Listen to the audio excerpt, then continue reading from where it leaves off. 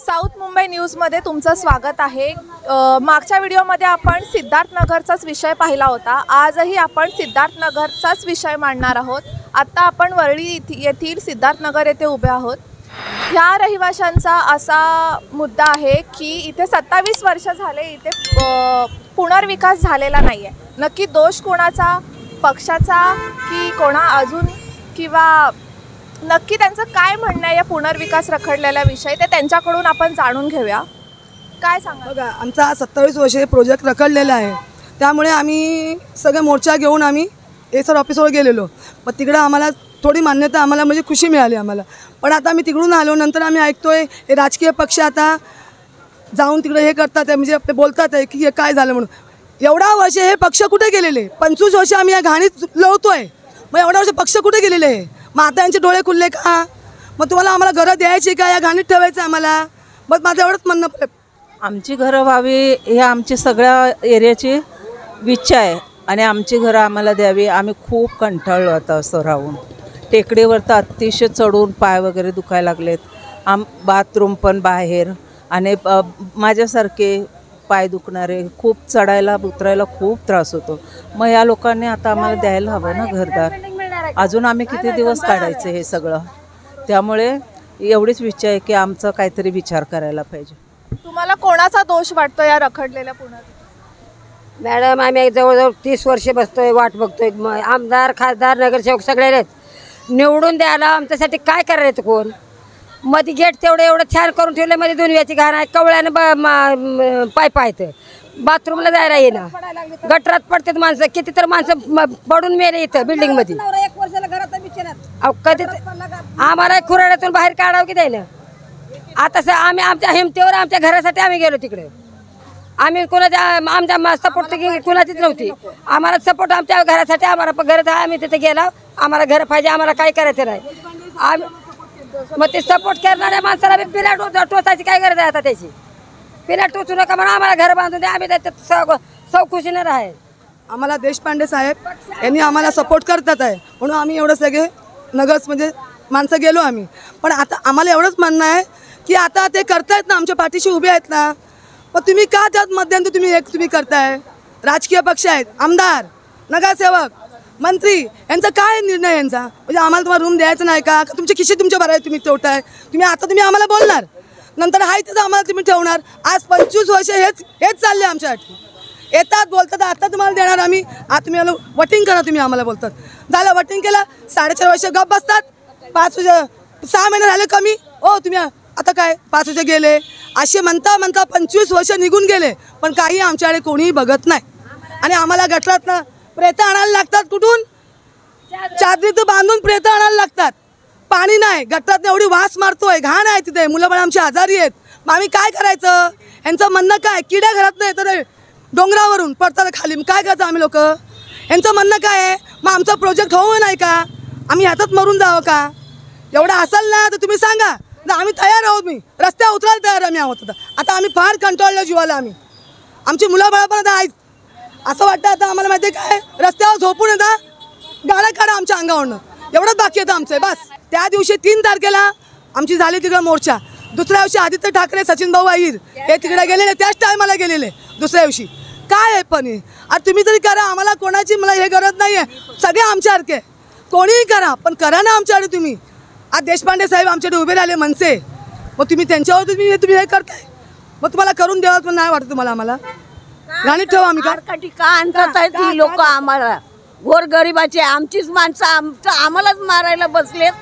आम्ही किती 25 वर्ष सहन केले, आमचे पाहुणे रावळे मुलं बाळांचं धडबलं यायला, मागायला, बघायला, बसायला जागा नाही आहे, वरनं किडे पडतात, पाणी खालून येतंय, भिंती कोसळल्यात। आम्ही काय करायचं? ह्या लोकांवर विश्वास देऊन आम्ही 25 वर्ष झाले, आमदार खासदार येतात आणि नुसते 2 शब्द बोलतात। त्यांनी केव्हा या प्रोजेक्टचा विषय घेतला नाही, स्टेजवर घेतलाच नाहीये त्यांनी। हे गोरगरिबासाठी काय करतात आहेत? आणि आता देशपांडेंनी हातात जे घेतलंय तर त्याला तुम्ही माघार का टाकता? कोणी पण करू दे, आम्हाला त्याचं घेणं देणं नाही. अशी आम्हाला लोकं हक्काचं बघा. घर भेटलंच पाहिजे. हक्काचं घर घरं द्या करून, फक्त काय नको आम्हाला, बायका नको काय नको, घरं बनवून द्या आम्ही राहू. कळलं का? किती आमचं हाल आहे, किती आमचं बोहे आहे. काय तुम्हाला सांगू, घाणीत जेवतो, घाणीत जेवतोय. आ? पैसा नको का त्याला? निवडणूक आल्या की खुर्चीसाठी बांधतात. तुम्हाला तुमचा व्यवसाय वाढवायचा असेल आणि अशीच प्रसिद्धी मिळवायची असेल तर जाहिरातीसाठी आम्हाला संपर्क करा. जर का आता या विकासाने तुमची मागणी ऐकून सुद्धा ॲक्शन घेतली गेली नाही तर तुमची पुढची ॲक्शन काय असेल यावर? याहीपेक्षा उग्र आंदोलन आम्ही घ्यायचं ठरवलेलं आहे रहिवाशांनी प्रेमनगर सिद्धार्थनगरच्या माध्यमातून. कारण की सर्वप्रथम या जी दक्षिण न्यूज मुंबईचं मी या ठिकाणी सर्वप्रथम आभार व्यक्त करतो. कारण या वाहिनीच्या माध्यमातून मी सर्व प्रेमनगर सिद्धार्थनगरमधील रहिवाशांचा आभार व्यक्त करतो. या भर उन्हामध्ये सुद्धा त्यांनी आमची साथ दिली आणि हा आपला आवाज, हा दिनदुबळ्यांचा आवाज हा SRFच्या CEO पर्यंत पोचला, या महाराष्ट्र सरकारपर्यंत पोचला. या वाहिनीचा मी पुन्हा मनपूर्वक आभार व्यक्त करतो. या संपूर्ण प्रेमनगर सिद्धार्थनगर रहिवाशांचा आभार व्यक्त करतो. आणि मला वाटतं की या मनामध्ये आम्हाला कुठलीही शंका वाटत नाही की हे CEOच्या माध्यमातून, या दिंगणकर साहेबांच्या माध्यमातून हा प्रश्न सुटेल असे आम्हाला खात्री आहे. कारण की येत्या काही दिवसातच SRFचे अधिकारी, CEO आणि संदीपजी देशपांडे साहेब मनसे नेते आणि या प्रेमनगर सिद्धार्थनगर रहिवाशी एकजूट संघाचे शिष्टमंडळ यांची एक संयुक्त बैठक SRFमध्ये आयोजित केलेली आहे.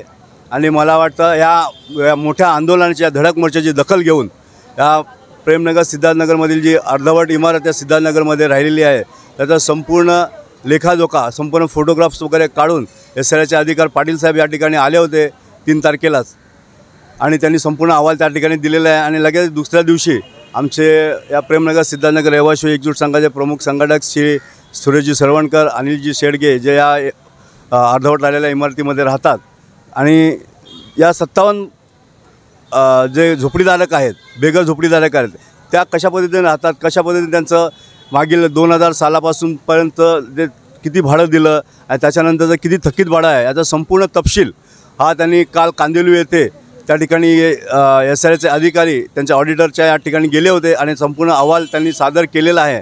आणि लवकरच या बेघर झालेल्या 57 झोपडीधारकांना जे थकीत भाडे आहे त्याची प्रक्रिया सुरू होऊन या बिल्डरच्या माध्यमातून SRFच्या माध्यमातून मध्यस्थी करून ते दिलं जाईल अशी आम्हाला नक्कीच आशा आहे. आणि एवढं सगळं करूनसुद्धा आणि जर नाहीच झालं तर म्हणतात ना आता संपलेला आहे आमचा संयम, अंत नका पाहू. आणि आता आमचा संयम संपलेला आहे आणि याचा संपूर्ण जे काही उग्र आंदोलन होईल किंवा याच्यापेक्षा उग्र म्हणतात ना, उग्रला शब्द नसेल अशा प्रकारचं आंदोलन हा आम्ही प्रेमनगर सिद्धार्थनगर रहिवाशांच्या माध्यमातून करणार आहोत. आणि याला सर्वस्वी जबाबदार हे SRF अधिकारी असतील, या महाराष्ट्र सरकार असेल. आणि मला वाटतं याची दखल येणाऱ्या काळातच मला वाटतं मुख्यमंत्री साहेबसुद्धा घेतील. आणि मला वाटतं मनसे नेते संदीपजी देशपांडे यांनी जे आम्हाला बळ दिलेलं आहे त्यांचंसुद्धा आम्ही या तुमच्या वाहिनीच्या माध्यमातून आम्ही आभार व्यक्त करतो. आणि याही पुढे त्यांच्या मार्गदर्शनाखाली आम्ही मोठ्यात मोठं जे काही करता येईल या प्रेमनगर सिद्धार्थनगर रहिवाशाच्या माध्यमातून ते आम्ही करणार आहोत. प्रथमतः मी तुमचे साऊथ मुंबई न्यूजचे आभार मानतो की आपण 3 तारखेलासुद्धा आणि आजसुद्धा तुम्ही वेळातला वेळ काढून इथे आमची समस्या जी फ्लॅश करत आहेत मीडियावरती त्याबद्दल तुमचे धन्यवाद. खरं तर आमचा 30 वर्षापासून हा प्रोजेक्ट रेकॉर्डलेला आहे आणि मी 57 जे घरं तुटलेले आहेत त्यामधला एक रहिवाशी आहे. कारण की तिथली परिस्थिती मला स्वतः मी डोळ्यांनी पाहिलेली आहे. त्या ठिकाणी ते भाडं न मिळत असल्यामुळे काही लोक आम्ही तिथे राहायला आलो, परंतु त्या बिल्डिंगमधून आत्तापर्यंत 16 ते 17 तरुण पडून मृत्यू पावलेले आहेत. हे अजून शासनाला देखील माहिती नाही, बिल्डरने आणि सोसायटीने देखील ते अजून अंधारात ठेवलेलं आहे. जर ही गोष्ट शासनाला जर कळाली तर यांच्यावरती सुद्धा केसेस फाईल होतील अशी ही गोष्ट आहे. त्यानंतर जे आता ज्येष्ठ नागरिक आहेत आणि लहान मुलं जे शाळेत वगैरे जातात त्यांना काही तिथे अडोसा नाही आहे जायला यायला. म्हणजे चालताना देखील ते पूर्ण असं दरी आहे, खाली उतरायला येत ना, पाणी तिथून वरती लोक नेतात. अशा परिस्थितीमध्ये लोक एवढ्या घाणेरड्या परिस्थितीत राहतात की तिथे आजूबाजूला एवढी दलदल आहे, धरायला काय शिडी नाही की काही नाही, म्हणजे बाजूला काय लोखंडचं काय बॅरेक नाही की काही नाही. अशा परिस्थितीत लोक राहतात. गेले 15 ते 20 वर्ष भाडं नाही आणि त्यामुळं लोक अक्षरशः 3 तारखेचा तो मोर्चा झाला, अक्षरशः स्वस्फूर्तीने जो विषय घेतला मनसेने, संदीप देशपांडे साहेबांनी, तो स्वस्फूर्तीने लोक त्यामध्ये प्रतिसाद देऊन त्यामध्ये उत्स्फूर्तपणे आंदोलनामध्ये सहभागी झाले. आणि त्या आंदोलन आम्ही ह्यासाठीच केलं की शासनाला कळू द्या. आत्ता सध्या तरी SRAने ती दखल घेतलेली आहे आणि आमच्या संदीप देशपांडे साहेब आहेत, ते मनसेचे जे मुंबईचे अध्यक्ष आहेत, त्यांनी देखील दखल घेतली आणि आता थोडी जागा झाली. आता कुठे आशेचा किरण आलेला आहे. परंतु त्यामध्ये जर मी आता तुमच्या या चॅनलच्या माध्यमातून जे विरोधक आहेत त्यांना मी सांगू इच्छितो की यानंतर तुम्ही जर अडथळा आणाल तर तुमच्या घरावरती देखील आम्ही मोर्चा न्यायला काही कमी करणार आहे. धन्यवाद. प्रथमतः साऊथ मुंबईचे मी अभिनंदन करेन की आमच्या सिद्धार्थ प्रेमनगर रहिवाशांची दखल घेतली. आत हसावं की रडावं, कारण काय माहिती आहे का, आज राजकारणी बोला, बिल्डर बोला, इथले सोसायटीचे मालक बोला किंवा अनेक SRAचे अधिकारी बोला, आज 30 वर्ष झाली या प्रकल्पाला. या राजमार्गावरती हा प्रकल्प चालू आहे. मला वाटतं आज बिडीचा प्रोजेक्ट होऊ शकतो, धारावीचा प्रोजेक्ट होऊ शकतो. मग आमचा का नाही?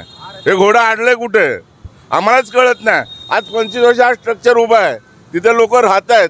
जर उद्या ह्या पावसाळ्यामध्ये पडलं आणि तिथली त्या स्ट्रक्चरची पण माणसं मरतील आणि आजूबाजूची पण लोक मरतील, ह्याची शासनाने दखल लवकरात लवकर घ्यावी. आणि मला वाटतं हा जो मोर्चा जो नेला त्याला बुलंद आवाज संदीपजी देशपांडे यांच्या धडक मोर्चाने जे आंदोलन झालं, आज सगळ्यांचे डोळे उघडलेले आहेत त्याच्यामध्ये. एवढं बोलून माझे 2 शब्द पूर्ण करतो. जय हिंद, जय महाराष्ट्र, जय भीम. धन्यवाद.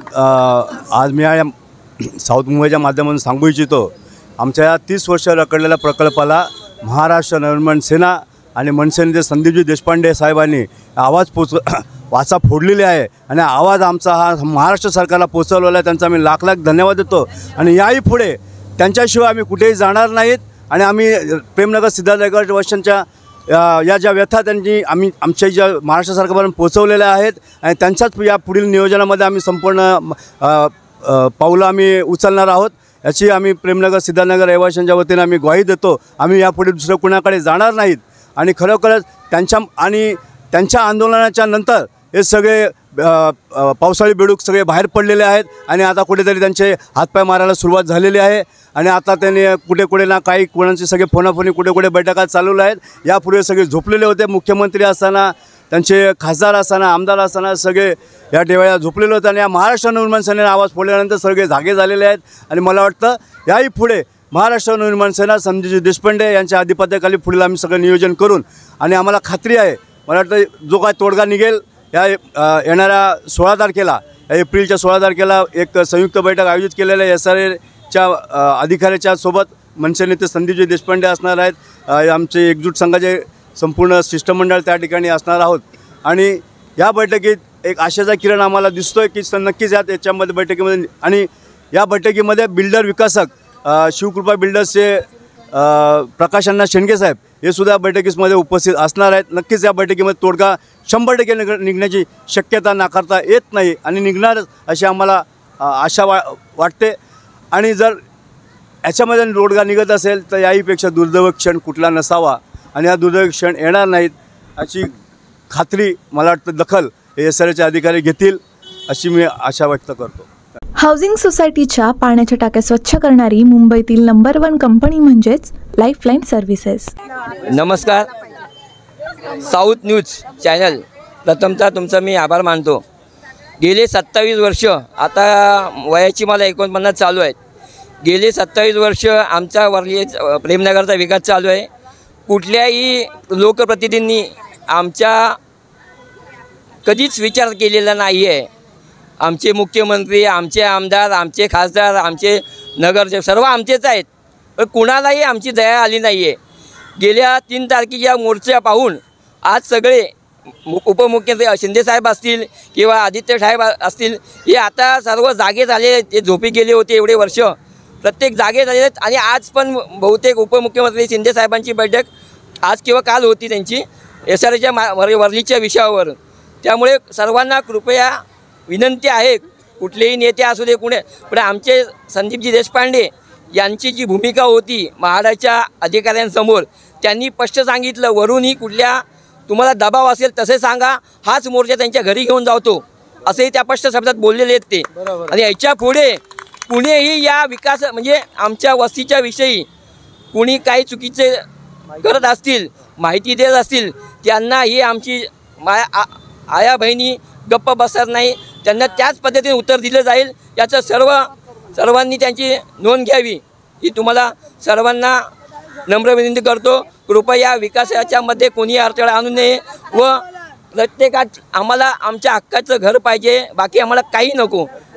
एवढंच बोलून मी माझे 2 शब्द पूर्ण करतो. तुमचं पुन्हा एकदा आभार मानतो. जय हिंद, जय महाराष्ट्र, जय भीम. घर आमच्या हक्काचं, अरे घर आमच्या हक्काचं,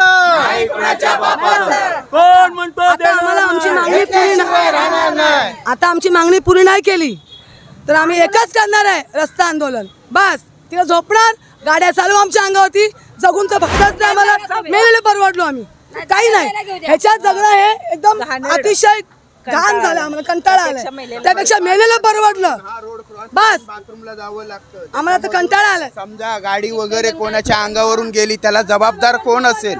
आज 30 वर्ष झाली महिला इथून जातात, बाथरूमला जातात, विचार करण्यासारखी गोष्ट आहे. आणि आमचं खरोखर दुर्दैव आहे की आमचेच सगळी लोक असून, राजकारणामध्ये असून सुद्धा आमच्या लोकांवरती या लोकांनी अशी वेळ आणली आहे. आदित्य ठाकरे सुद्धा आमचेच आहेत, पण काय केलं एवढ्या वर्षात त्यांनी आमदार असून, हेच कळत नाहीये. दुर्दैव आहे आमचं. जे आमदार खासदार इथे येतात, येऊन जातात, बघतात, पण कुठल्या कधी विषयामध्ये डोकं घालत नाही आणि कुठलं कर्तव्य करत नाही. तर त्यांना मी हात जोडून विनंती करते, मी हात जोडून विनंती करते की तुम्ही यात दखल घेऊच नका. आता जे संतोषजींनी घेतले, SRAंनी जे घेतले, त्यांनीच निर्णय लागू द्या. मला एवढंच बोलायचं. काय नाही, आम्हाला पावसाचा लय त्रास आहे. एवढं पाणी येतं घरामध्ये, सगळं रस्त्याने पाणी जाते, सगळा लोंढा आमच्या दारातनं जातो पाण्याचा, पूर्ण वरून डोंगरापासून पाणी येतं आमच्याकडं. मग आम्हाला किती त्रास येतो, किती वर्ष सहन करायचा आम्ही तो त्रास. हां, मग त्याच्यासाठी काहीतरी करा ना आमच्यासाठी तुम्ही. आता एवढ्या वर्ष तर आम्ही गपचूपच बसलो आहे, पण आता तरी करून द्या. आम्ही काय मागत नाही तुमच्याकडे, नोटा मागत नाही, आमचं फक्त हक्काचं घर मागतोय आम्ही. बस आम्हाला घर बनवून द्या, त्याच्या पलीकडे आम्हाला काही नाही पाहिजे. नाही. नमस्कार, मी आपल्या वाहिनीचा मी आभार व्यक्त करतो की आपण इथे आलात. मी भरपूर वेळा बघितलं की फेसबुकवरती आपल्या वाहिनीचा जरा जास्त ते वरळी विभागात जी साऊथ एशियामध्ये जरा जास्त तुमचं प्रचलन चालू आहे. तर तुमच्या माध्यमातून मी थोडासा पुरावा देतो की आमच्या इकडे जो प्रोजेक्ट आहे ना, 99ला जो चुकीचा आदेश दिला SRAंनी, त्याच्यामुळे आमचे 13 वर्ष वाया गेली. 13 वर्षानंतर हायकोर्टाने ऑर्डर दिले की दॅट डिपार्टमेंटला अधिकारच नव्हतं की ते जसं आदेश देऊन इथे काम चालू करायचा आदेश द्यायचा, त्यांना तो डिपार्टमेंटला अधिकारच नव्हता. त्याच्यामुळे आमचे 13 वर्ष गेले. हा एक पॉईंट त्या SRAच्यामुळे चुकीच्यामुळे आमचे 13 वर्ष वाया गेले. त्याच्यानंतर ह्या पिरियडमध्ये जी बिर्लाची जमीन होती, त्या जमीनवरती SRAच्या लॉप्रमाणे एखादी जमीन कुठली तरी झोपडपट्टी क्षेत्र घोषित झाली ना, तर त्या जमिनीवरती कुणाची पण जमीन असेल, सेंट्रल गव्हर्नमेंटची नाही, राज्य सरकारची जमीन असेल तर ते आरक्षण आपोआप रद्द होते 1.12च्या हिशोबाने. झोपडपट्टीचाच नियम आहे. ते असताना ते प्रक्रिया शिवकृपा बिल्डर हे करत होते. स्टे लागला होता आणि बिर्लानी सांगितलं होतं की माझ्या जमिनीवरती काम करण्याची परवानगी मला न घेता विचारली म्हणून. आणि तो प्रोसेस चालू असताना आमच्या सोसायटीने बिल्डर चेंज केला. बिल्डर चेंज केल्यामुळे काय झालं, जुना बिल्डर नवीन बिल्डरचा वाद झाला आणि त्याला SRAने पुन्हा त्या बिल्डरला अपॉइंटमेंट दिलं. SRAला स्वतःला माहीत होता की इथे ऑलरेडी डिस्प्युटेड लँड डिस्प्युटेड प्रक्रिया चालू आहे. एक तर इथे काम करण्याची परवानगी चुकीच्या डिपार्टमेंटने दिली, दुसरी त्या डिपार्टमेंटने केसेस चालू असताना स्टे असताना बिल्डर चेंज करण्याचा पण ऑर्डर दिला. आणि तो बिल्डर चेंज करण्याचा ऑर्डर 2009ला पास केला ना, तर डायरेक्ट तो ऑर्डर 2022पर्यंत चालला. म्हणजे एकंदरीत 11-12 वर्ष त्याच्यामध्ये गेली. ते चालू असताना परत आत्ता सर्व प्रोसेस चालू असताना झोपडपट्टी पुनर्वसन प्राधिकरण यांनी जी आमची सोसायटी होती, ज्याला अधिकार होता सर्व कारभार करायचा, त्यांचा कारभार आहे ना 2015ला पुरं संपुष्टात आलेला. 2015पासून 2025पर्यंत त्या सोसायटीचं इलेक्शनच घेतला नाही. त्याला असंच त्याला बेनिफिट देत राहिला. त्यांना त्याच्या पाठी कोणतरी पॉलिटिकल हँड पण असेल, काय प्रेशराईज असेल, तर ते जी सोसायटी होती जी चालत होती ते अजूनपर्यंत चालू आहे, त्याला अजूनपर्यंत बाद नाही केलेलं आहे. ही झोपडपट्टी पुनर्वसनची मेहरबानीने हा तिसरा फॉल्ट झाला. आणि बघा नंतर झोपडपट्टी पुनर्वसनचा जो हेड असतो, जसं ॲम्ब्युलन्स असतो इन्शुरन्सचा, तसा त्यांचा हेड आहे AGRC, सर्वोच्च तक्रार निवारण समिती झोपडपट्टी पुनर्वसन ऑफिस, त्याचा हेड. त्यांनी आदेश दिला की बिल्डरला काढू शकत नाही. जो आमच्या डिपार्टमेंटनी जो बिल्डर काढण्याचा आदेश काढलेला तो चुकीचा आहे आणि हा बिल्डर रेग्युलर आहे, म्हणजे त्यांच्या डिपार्टमेंटने त्यांची चुकीचं निवारण केलं त्या लोकांनी. त्याच्यानंतर त्या लोकांनी तो ऑर्डर दिल्याच्या नंतर त्यांच्या मेहरबानीने जी सोसायटी होती त्याच सोसायटीने त्याच झोपडपट्टी पुनर्वसनचा आदेश हायकोर्टामध्ये चॅलेंज करून बसले.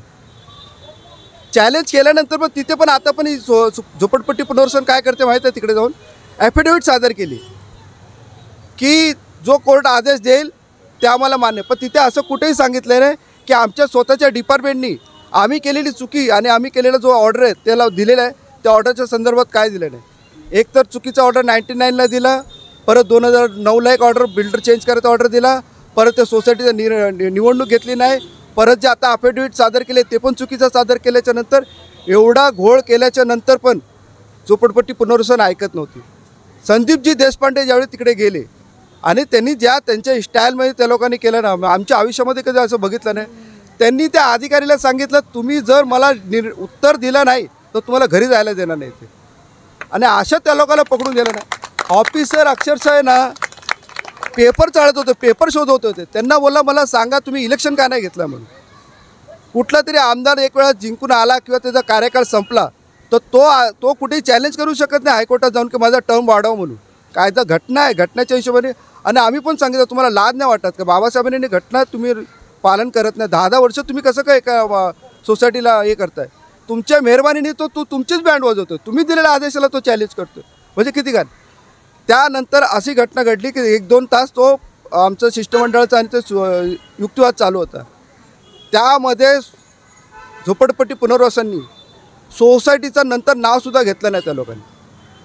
आणि त्यांनी सांगितलं की तुमचा बिल्डर आहे जो की त्याला आम्ही काम करायसाठी परवानगी देणार आहे, असं करून त्याचा तो कॉरेस्पॉन्डंट चालू होता. ते करताना त्यांनी दाखवलं की तुमच्या बिल्डरला आम्ही सांगितलं की काम करायला सांगा, हे करायला सांगा. तर ते बोलले की बिल्डर तो बोलतो काम करायला तयार. तर बिल्डर बोलले की इथं आम्हाला सोसायटी जी आहे ती GBR देत नाही. तर तिथे तर अधिकारी का बोलून बसला माहिती आहे काय, ना बिल्डरला GBRची गरजच नाही आहे. का GBRची गरज नाही म्हणून त्यांनी काम चालू करायला पाहिजे होतं. ॲक्च्युली टेक्निकली आहे ना कुठल्या पण बिल्डिंगचं काम होतं तर तिकडे सोसायटी रिप्रेझेंटेटिव्ह करते रहिवासी लोकांचं आणि ते सांगते की एवढ्या लोकांचं घर बांधायचं आहे, इतक्या सेंटीमीटरचं घर असेल, इथं ब्लॉक असेल, हे असं सर्व सोसायटीबरोबर एक GBR कंडक्ट होतो. तो बोलतो GBRची पण गरज आहे, तिची पण खोटी माहिती दिली. परत ते झाल्याच्या नंतर त्या लोकांनी त्यांना आम्ही माहिती दिली की तुम्ही तर ॲफिडेविट फाईल केली आहे. तर त्या लोकांनी करत नंतर सांगितलं की नाही तुमच्या बिल्डरला आता तुम्ही घेऊन आम्ही बोलवतो आणि तुमच्यासमोर आम्ही सांगतो तुम्ही पण या आणि बिल्डरसमोर बसा. आम्ही बिल्डरला सांगतो की तुम्हाला काय अडचण आहे म्हणून. तर ते बिल्डरला आता बोलवणार आहे, आमच्याकडच्या रहिवासी लोकांना बोलवणार आहे, शिष्टमंडळाला बोलवणार आहे. पण यावेळी फक्त झोपडपट्टी पुनर्वसनने एक चूक आपली मान्य केली, त्यांनी सोसायटीला बोलवली नाही. त्यांना माहीत पडलं की ही सोसायटी आपल्या मेहरबानीने आपल्या चुकीच्यामुळे इथे आणि तीच सोसायटी जाऊन काम थांबवण्याचा केसेस फाईल केलेली. त्यासाठी त्या सोसायटीला बोलवलं नाही. आम्ही रहिवासी लोकांना बोलवलं आणि रिप्रेझेंटेटिव्ह आमचे जे होते मनसेचे अध्यक्ष, मुंबई अध्यक्ष माननीय श्री संदीप देशपांडे साहेब यांच्यासमोर ते. आणि त्यांनी काय सांगितलं तुम्हाला काम पाहिजे ना, आम्ही बिल्डरला सांगतो काम करायसाठी आम्ही तुम्हाला ऑप्शन देतो, तुम्ही 1 आठवड्यामध्ये काम चालू आम्ही परवानगी देतो. नाही आहे तर हा बिल्डरसुद्धा नाटक करत असेल तर आम्ही भरपूर उपलब्ध आहे, जॉईंट व्हेंचर आहे का दुसरं काही आहे ते आम्ही उपलब्ध करून देतो म्हणून. बरं ठीक आहे, ते बिल्डरला बोलवा. आणि त्यांनी स्पष्टपणे सांगितलं की जी सोसायटी आहे ती सोसायटी तुमच्या विरोधात काम थांबवलं जात असेल ना त्यांना जाऊ द्या कोर्टामध्ये. तर आज तुमच्या माध्यमातून एक सांगतो की आमच्या नगरामध्ये जी सोसायटी चालत होती ना ते फक्त 3च लोकांनी सही केली. 3च लोक जाऊन कोर्टामध्ये सही केली की आम्हाला काम नको म्हणून. आणि आम्हाला हा बिल्डर आमचा जो बिल्डर आम्ही अपॉइंट केला म्हणजे ज्याचे पैसे खाल्लेले त्या बिल्डरलाच आम्हाला पाहिजे म्हणून. त्यासाठी हा काम एवढं वर्ष थांबलेलं आहे. त्याला काम थांबण्यासाठी सोसायटीचं 2007 पासून ते 2022पर्यंत सोसायटीच्या कारभारामुळे ते काम थांबलं. आणि सोसायटीला मेहरबानी कोण करत होतं, तो झोपडपट्टी पुनर्वसन प्राधिकरण. तर या पद्धतीने पुरा झालं. हा सर्व भांडाफोड फक्त आणि फक्त मनसेचे अध्यक्ष संदीपजी देशपांडे यांच्यामुळे फुटला. हा भांडाफोड आहे ना इझिली एकदम इझिली आदित्य ठाकरे साहेब हे करू शकत असते, ज्यावेळी त्यांचे मुख्यमंत्री होते ते भांडाफोड करू शकले असते, पण कुणीही भांडाफोड केलं नाही. तर पुरावा एकदम क्लिअर कट आहे, क्रिस्टल क्लिअर कट आहे की ह्याच्यामध्ये कुठला तरी पॉलिटिशियन हात होता, त्याच्यामुळे हा प्रोजेक्ट 99 चालू झालेला. तर आम्ही बोलतो चला 99 2010पर्यंत काय प्रॉब्लेम असेल, पण 2010 यांना शुअरली 100% इथे जे कारभार करत होते ते पॉलिटिशियन लोकांचा हात होता. हा प्रोजेक्ट थांबवण्यासाठी सोसायटी फक्त कटपुतली होती बघ, आणि त्याचा भांडाफोड मनसेच्या यांनी फोडलेला. तुम्हाला तुमचा व्यवसाय वाढवायचा असेल आणि अशीच प्रसिद्धी मिळवायची असेल तर जाहिरातीसाठी आम्हाला संपर्क करा. मनसे नेते संदीप देशपांडे सोबत तुम्ही त्या दिवशी सगळ्या रहिवाशांनी जो मोर्चा काढला त्याच्यानी काही ॲक्शन घेतली गेली आहे का? आपण जर बघितलं की 3 एप्रिल गुरुवार दिनांक 3 एप्रिल 2025 रोजी जो आम्ही या ठिकाणी प्रेमनगर सिद्धार्थनगर रहिवासी एकजूट संघ तमाम कार्यकर्ते रहिवासी महिला भगिनी ज्येष्ठ महिला असतील ज्येष्ठ नागरिक असतील सर्वांचा आक्रोश जो गेली 27 वर्ष अधिक काळापासून हा जो प्रकल्प रखडला गेलेला आहे. विकासक व सोसायटी यांनी जे वसाहतीला रहिवाशांना जी बनवाबनवी केलेली आहे की न्यायालयात प्रकरण प्रलंबित आहे असं आहे तसं आहे, परंतु आज आम्ही तरुणांनी याचा अभ्यास करून या ठिकाणी हा प्रकल्प आमचा जो वरळीतला आणि मुंबईतला जो प्रकल्प जो आजतकत प्रलंबित आहे होऊ शकला नाही, तो का होऊ शकला नाही ह्याचा आम्ही छडा लावण्यासाठी अभ्यासपूर्वक करून या ठिकाणी आम्ही गेले 8 दिवसापासून या ठिकाणी पूर्ण प्रेमनगर सिद्धार्थनगर रहिवाशांना आम्ही जनजागृती अभियान करून गुरुवार दिनांक 3 एप्रिल 2025 रोजी हा मोर्चा काढलेला होता. ह्या मोर्चामध्ये तुम्ही जर बघितलं त्या दिवशी तुम्ही आला असता 2 दिवसापूर्वी अखंड प्रेमनगर सिद्धार्थनगरमधील रहिवासी मग तरुण लहान मुलांपासून ते ज्येष्ठ 80-85 वर्षापर्यंत पुरुष महिला या जनआक्रोश मोर्चामध्ये धडक मोर्चामध्ये सामील झाले होते. आम्ही त्यावेळेला वांद्रे SRA कार्यालय त्या ठिकाणी गेलो असता संदीपजी देशपांडे जे मनसेचे नेते आहेत त्याचबरोबर आमचे प्रेमनगर सिद्धार्थनगर रहिवासी एकजूट संघटनेचे शिष्टमंडळ त्या ठिकाणी मी SRA CEO जे CEO आहेत वांद्रे कार्यालयाचे SRAचे महेंद्र कल्याणकर यांच्यासोबत आमची चर्चा झाली. तर त्यांनी त्या ठिकाणी जे 57 लोकांचं प्रथमतः जे भाडं प्रलंबित आहे की 2011पासून तर ताबडतोब 7 दिवसामध्ये ऑडिटर नेमून त्या ठिकाणी त्याची शहानिशा करून त्याप्रमाणे त्याची कारवाई करण्याचे आदेश देण्यात आलेले आहेत त्या ठिकाणी. त्यानंतर 16 एप्रिल 2025 रोजी विकासक शिवकृपा डेव्हलपरचे जे प्रमुख आहेत प्रकाशअण्णा शेंडगे यांच्यासोबत आमचे मनसे नेते जे आहेत जे आले होते त्यावेळेला संदीप देशपांडे आणि आमचं शिष्टमंडळ प्रेमनगर सिद्धार्थनगर रहिवासी एकजूट संघाचे त्यांच्या ठिकाणी पुन्हा एकदा एक संयुक्त बैठक वांद्रे कार्यालया ठिकाणी होणार आहे.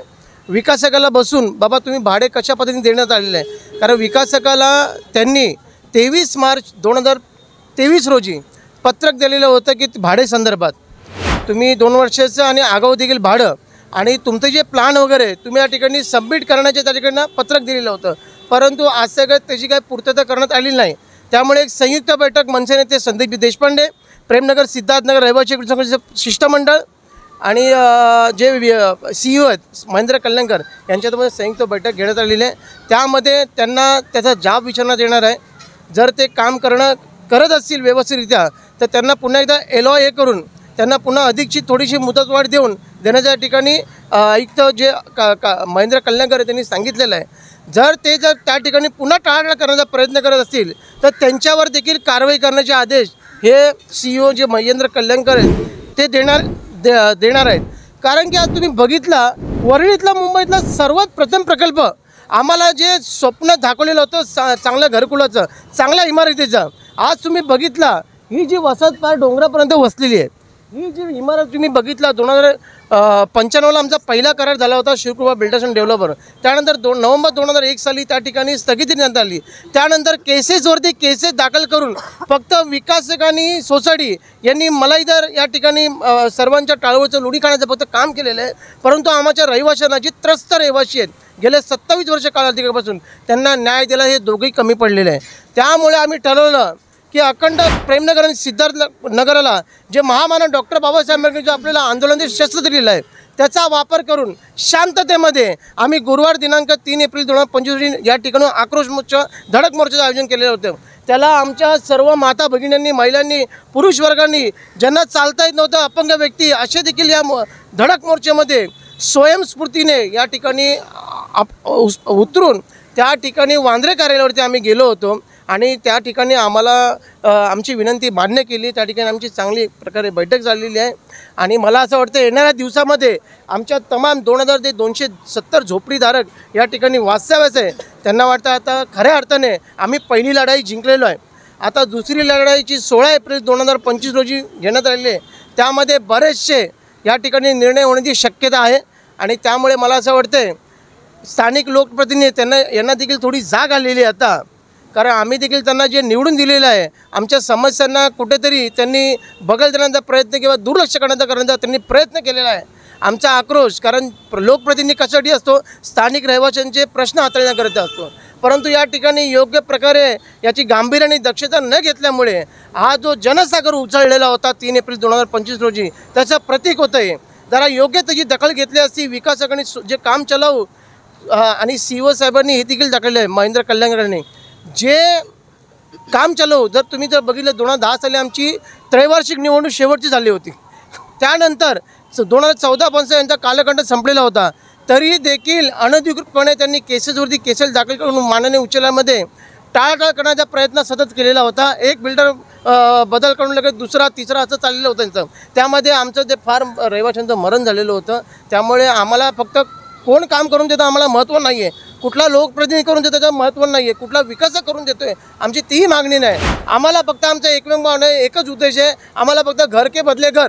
कारण आज तुम्ही आता बघितलं एका कुटुंबामध्ये 8 ते 10 माणसं जनावरासारखी. जर तुम्ही आता पावसाळ्यात बघितलं इतकी हालत या ठिकाणी, गुडघ्याभर पाणी या ठिकाणी तुडुंब भरलेलं असतं. माणसांना आम्ही लहान पोरांना आम्हाला असं कडेवर घेऊन त्या ठिकाणी गल्लीतून आज तुम्ही बघितलं पायपांचं साम्राज्य, उंदराचं साम्राज्य एवढं वाढलेलं आहे. आम्ही कशा पद्धतीने राहतो हे स्थानिक लोकप्रतिनिधी देखील माहीत नाही आहे, विकासकाला देखील माहीत आहे. आणि ज्या काम संपलेलं जी काम चालू सोसायटी आहे त्यांचे जे प्रवर्तक आहेत मी त्यांना नालायकच म्हणेल. कारण त्यांच्यामुळेच जर 18 जुलै 2022ला जो निकाल लागला इजर्सच्या माध्यमातून त्यांनी जर त्यांचं स्वागत केलं असतं आणि विकासकावर बसून तुमची काय घेणेदेणी असेल तुम्ही आउट ऑफ कोर्ट सेटलमेंट केलं असतं तर खऱ्या अर्थाने आमचा LOI पुन्हा रिवाईज झाला असता. नव्याने ते 225 त्यावेळेला ॲग्रीमेंट होता, करार होता. आता नवीन SRAच्या नियमाप्रमाणे 305 जो एरिया आहे तो आम्हाला मिळाला असता. खऱ्या अर्थाने सुरुवात झाली असती. परंतु यांच्या फक्त स्वार्थासाठी लोभापोटी यांनी पुन्हा 29 सप्टेंबर 2022 रोजी पुन्हा उच्च न्यायालयामध्ये याचिका दाखल केली व पुन्हा प्रकरण जैसे ते तसेच ठेवलेले. त्यामुळे यांना काम करायचं नाही आहे, यांना फक्त आमच्या रहिवाशांच्या जोरावरती फक्त मलाही खायची आहे. फक्त आम्हाला यांचा विश्वास दृढ झालेला आहे. त्यामुळे हा जनआक्रोश मोर्चा निघालेला आहे आणि या 16 एप्रिलच्या बैठकीनंतर मला वाटतं खऱ्या अर्थाने पुन्हा नवीन एक चालना मिळणार आहे. एक पाऊल तर आम्ही ही लढाई जिंकलेली जाऊ. आता दुसरी जी लढाई ती 16 एप्रिल 2025 रोजी होणार आहे. मी या ठिकाणी साऊथ मुंबई आपल्या वाहिनीचं मी खरोखर मनापासून आभार व्यक्त करतो. मागच्या 2-3 महिन्या अगोदर देखील तुम्ही या ठिकाणी आमची बाईट घेतलेली होती आणि यंदाही तुम्ही बाईट घेतलेली आहे. मला असं वाटतं तुमच्या माध्यमातून, कारण जे आपले लोकशाहीचे जो 7वा स्तंभ आहे आपली मीडिया, तर मला वाटतं तुमच्या माध्यमातून खऱ्या अर्थाने हे जे स्थानिक लोकप्रतिनिधी असतील, राज्य सरकार असतील, महाराष्ट्र राज्य सरकारला माझी हात जोडून समस्त अखंड प्रेमनगर सिद्धार्थनगर रहिवाच्या वतीने मी हात जोडून विनंती करतो, कृपया यामध्ये लक्ष घ्या.